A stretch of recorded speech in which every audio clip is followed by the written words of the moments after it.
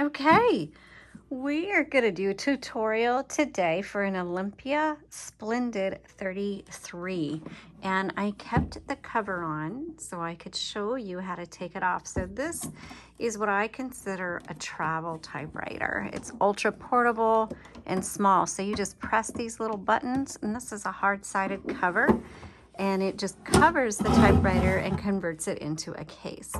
So we'll take that off. So this is a cream, but it's kind of yellowed over time, which is very fun. I really like that. Reminds me of the Olympia Monicas, do the same thing. I really enjoy that. So once you take it out of the cover, you're going to have to lift up your handle. And when it's time to put your cover back on, you're going to have to put the handle back down. There. Takes a little bit of effort to do that. So this has the burgundy keys, obviously. There's a couple, I think, different color schemes out there for this. All right, let's go ahead and take a look at it. And I'll be honest, this is my first Splendid 33. So we are going to learn to get that. All right, so here is your paper holder. And I'll put that back down. Your tab, so nice. It's right here. Or this is your margins. These are your margins. So here's your margins. Okay. No tab on this one. Carriage release. Oh, that's your paper release. Carriage release.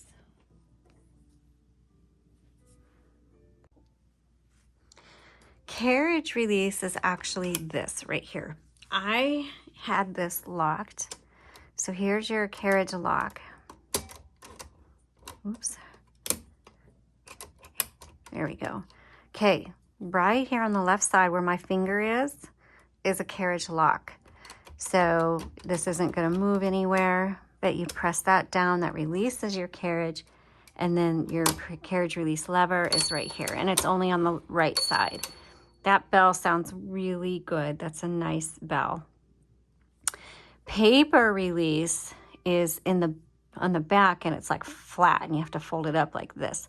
So that is your paper release. Okay.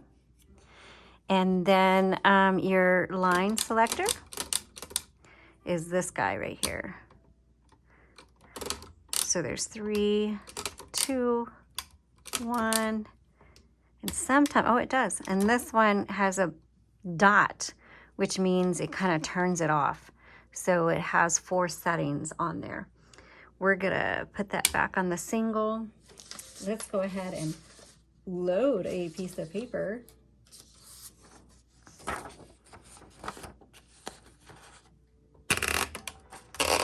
Make sure that paper goes underneath the bar.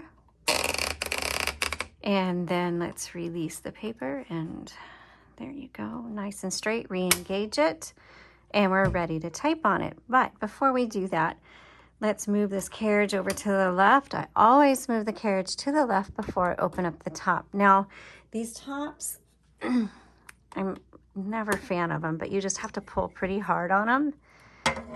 There you go. This is a single color typewriter, so we've installed a black only universal ribbon, which you can get those on our website at jotandtittletypewriters.com. You have to get it under the 48-foot option, and we'll hand roll a ribbon for you and send that out.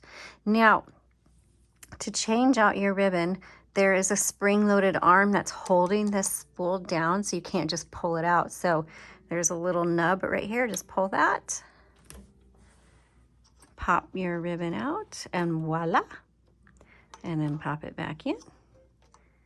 And you have to, there it goes, it pops down. And what there is there's a little pin, and you have down there, and that pin has to go in one of these 4 holes.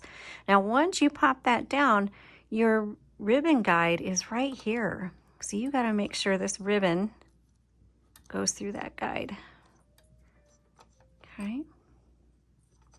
Same with the other side.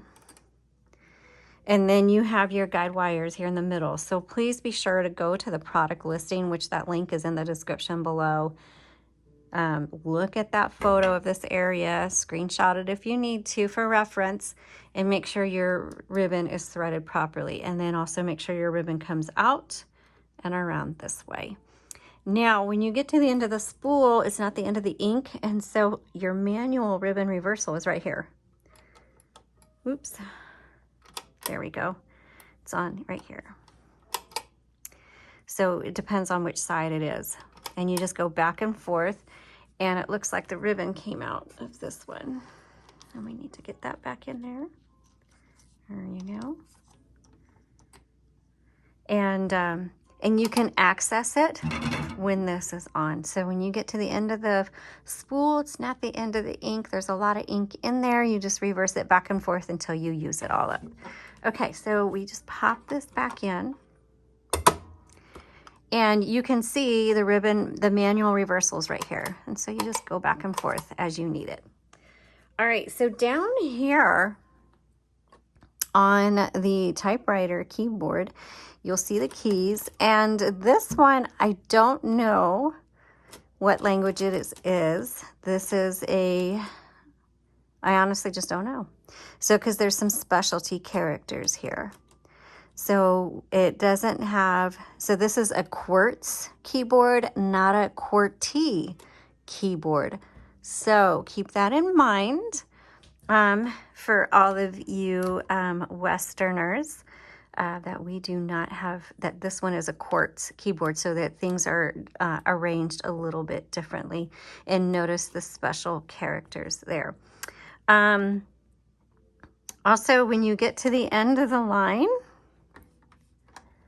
and that bell goes off to let you know, hey, you're at the end of your margin, or there's your margin, you're at the end of your line.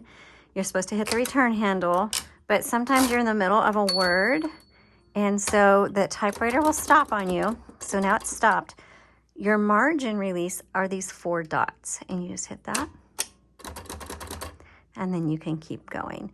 And then you just hit your return handle, and voila. So that is how it works.